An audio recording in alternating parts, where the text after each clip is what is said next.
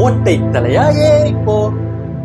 Elisha எரிகோவிலிருந்து பெத்தேலுக்கு போனார். அவர் வழி நடந்து போகையில் பிள்ளைகள் பட்டத்திலிருந்து வந்து அவரை பார்த்து மொட்டை தலையா ஏறிப்போ என்று சொல்லி நிந்தித்தார்கள். அப்பொழுது எலிசா திரும்பி அவர்களை பார்த்து கர்த்தரின் நாமத்திலே அவர்களை சபித்தார். உடனே காட்டிலிருந்து 2 கரடிகள் புறப்பட்டு வந்து அவர்களில் 42 பிள்ளைகளை பீறி போட்டது. கேலி செய்ததற்கு இத்தனை பெரிய தண்டனையா என்று யோசிக்கிறீர்களா?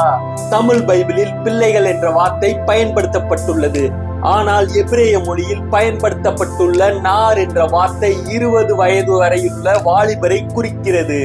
ஆகவே இங்கே கிண்டல் செய்தவர்கள் ஒன்றும் அறியாத சிறு குழந்தைகள் அல்ல, வாலிபர்கள்.